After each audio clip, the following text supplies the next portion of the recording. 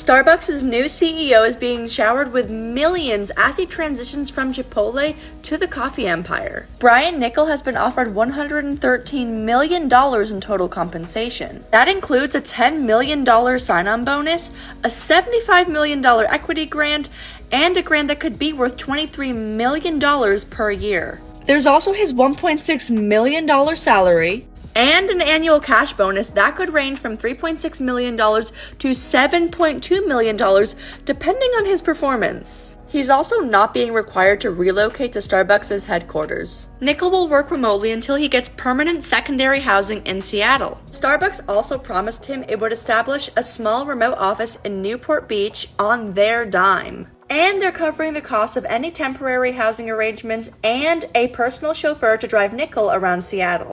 Okay. We got CEOs being paid like NBA players, bro. You're saying $116 million in total compensation for him to come from Chipotle to Starbucks. How do we feel about this? My name's Quan. Welcome to the Quan Bailey Show. We've been gone for a little bit. We're back. We're going to keep grinding. We're going to keep working.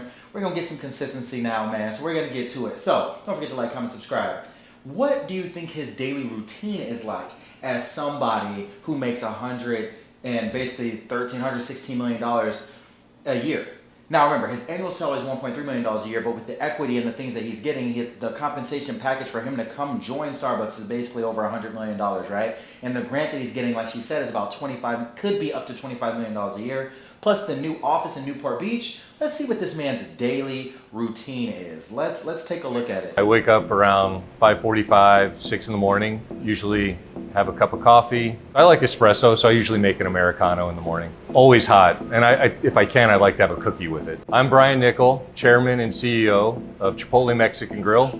I'm 50 years old, and this is my daily routine. Head out for a workout around 7 a.m. Some mornings I try to do some strength training, lift weights, and then other mornings it's more like going for a run/walk. Get back in time, have a quick, usually shake, bunch of fruit, some oats, peanut butter, and a little protein powder. My youngest daughter still needs a ride to school, so I usually take her to school if I'm in town. Then I usually head to the office by 8:30, 9 o'clock in the morning. Usually we have our first staff meeting at 10 in the morning. That goes until about noon. A highlight of the day is lunch is usually around 12. Of course, we have Chipotle. Not every day. If I could, I would, but not every day. We continue after we have a little lunch break with our strategic initiatives meeting. I do try to end the day where you don't have any meetings or phone calls. And then usually we wrap it up by 5:30, 6, and home by 6:30, and try to walk the dog before we have dinner, usually with our kids and everybody around 7. We pick a show to watch. I like to watch SportsCenter. My youngest daughter really likes Modern Family. I feel like I've rewatched all of them. We're in, I think, season 10 or 11. Once we wrap it up, we usually read for 20, 30 minutes, and then it's rare that the lights are on past 10 o'clock. Okay, so that was his schedule when he was at Chipotle, right? To be honest, when guys like this make moves, this is kind of a lateral move for him. So he was the CEO of Chipotle, now he's going to be the CEO of Starbucks. So this man is literally making, no matter what, between $1.6 and $20 million a year. Starts work basically at 10. He gets there at 9, but doesn't have a meeting till 10. A little prep work.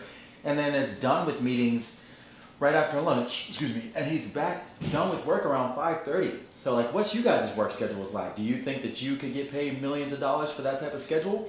Now look, his initiatives, the things that he's done, the way that he's helped with different brands over the course of his career is probably why he makes that much money. But it is kind of crazy to think, in California, I think minimum wage is, hey babe, what's minimum wage in California? 16 point something. It's like, okay, let's say $16.50 to $20, right? That's how much people are making working at his stores, and even at Starbucks, it's probably close to the same thing. I know both companies have great programs and education programs and stuff, but like that's the money they're making, and then he's getting, $20 million a year. I mean, that's the same as an athlete. Now, some would say a CEO may deserve it more than an athlete. I honestly think that if he's that good at his job and he deserves that money, I think it's cool. But it's so crazy to think, the rest of us, we make X amount of dollars a year, and that's all we get, right? Like I get paid hourly for my time, right? For instance, I'm a personal trainer. I train clients one-on-one. I charge a pretty good amount, $100 to $125 an hour. But if I'm not training clients, I don't get paid. It kind of sounds like he works like 4.5, 5 hours a day, and then he's just kind of chilling. He's a flexible enough schedule where he can even take his daughter to school. He comes home, and now with Starbucks, they're going to build a headquarters for him in Newport Beach, so he doesn't even have to move. he'll probably be able to keep his same lifestyle until they have him move to Seattle, if they even do that, right? Like, he might be able to keep his life the way it is. If he's that good, they're going to probably go with that for him. So what does this make me think for everybody else? I do think CEOs are overpaid. I think that's a bit high of money. But then again, could they operate at the level they're trying to operate out without him? If the answer is no, then he's not overpaid. You know, they're probably bringing in trillions of dollars a year, billions of dollars a year, and if his $20 million a year makes that happen, it makes sense. Same with athletes, right? Let's say LeBron James gets paid $50 million a year. Is your team's record going to be that much worse if you're not on that team? Well, for LeBron, the answer is yes. So he justifies the amount of money he makes versus how much money is made off of his name or mainly off of his skills. So when you hear this super absorbent amount of money, as a lot of us are struggling to find jobs and find stability in life, it is kind of crazy. But it also motivates a person like me, where I'm like, all right, if I become the best in the world, or one of the best in the world at what I do, build the right connections, are good to people, and ready to make moves when necessary, I could achieve something like that. And I think that's pretty cool. I try not to look at it as only negative. I do think there's a lot of money being passed around to people who are, you know, who probably could share it a little bit more. But $100 million to join Starbucks is crazy, but that's how much it took